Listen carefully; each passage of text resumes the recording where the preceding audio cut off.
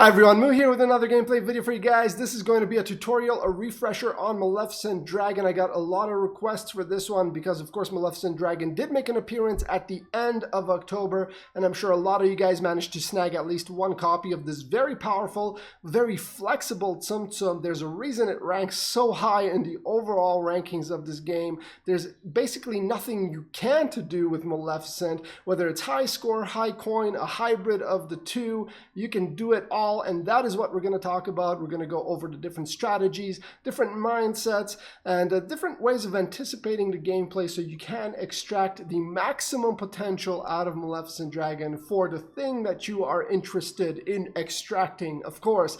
Anyways, let's jump into the first of the screenshots.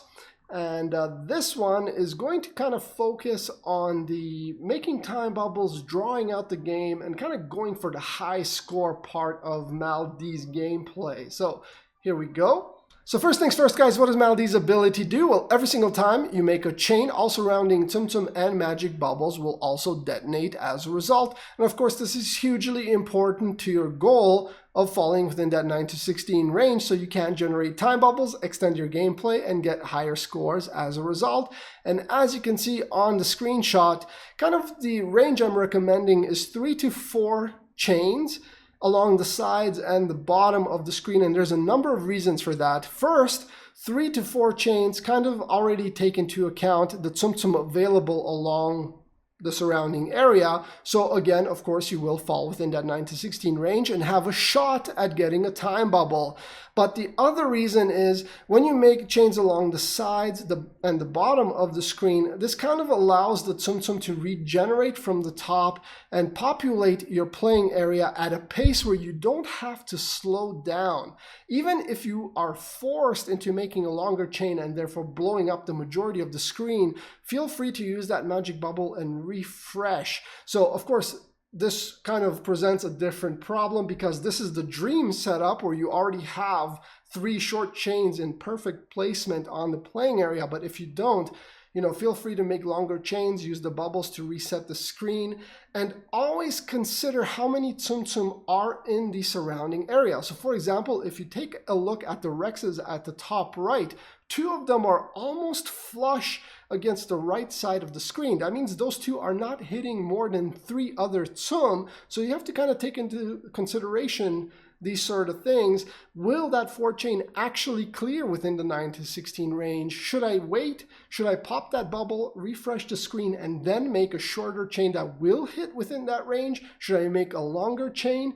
And of course, if your chain is completely flush against the side of the screen, maybe make a 5, 6, or 7 length chain in order to, again, fall within that 9 to 16 range. So there's all kinds of things that you have to consider while you're playing, and the speed of your phone and the speed of your gameplay, I can't sugarcoat it, is hugely important to your success with Maleficent Dragon. Anyways, let's jump into the second screenshot.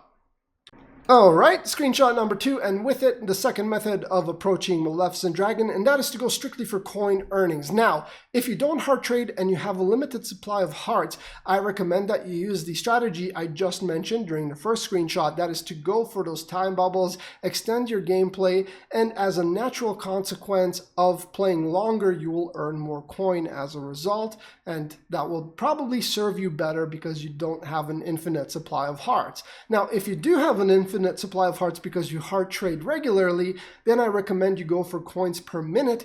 And in that case, you want to make super long chains because long chains will give you exponentially more coin than short chains will. And I do have a video linked in the description below that kind of shows you the coin and score rewards per chain length. So do check that out if you haven't already. It'll kind of give you some insight into what I'm talking about. So again, if you're going for coins earned per minute, don't focus so much on the shorter chains. Go for the long chains when they are available to you. But of course, if they're not available to you, do make those shorter chains. Having 1 or 2 extra time bubbles in your game isn't going to hurt.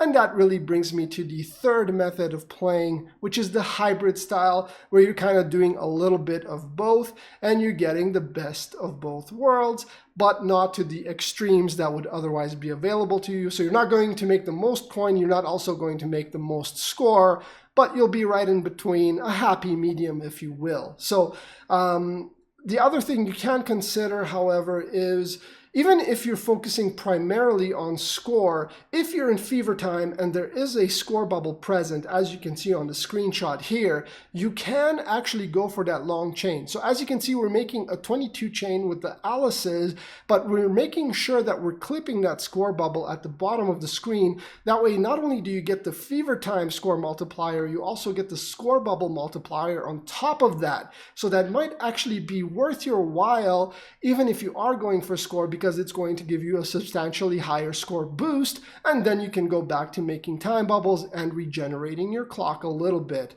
So depending on how you want to play, all those options are available to you, whether you want to go purely for score, purely for coin, or happy medium. You can do it all with Maleficent Dragon.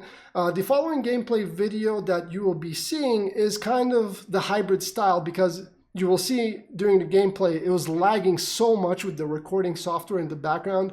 I couldn't really play too well. But anyways, check out the video. Thank you guys so much for watching. I hope this video is of use to you. I'm sorry for the super long explanation, but I really wanted to be thorough this time around. And thank you guys so much for your likes, your subs, and your viewership. I appreciate it very much. Again, I hope the video is to your liking and of use to you. See you guys next time.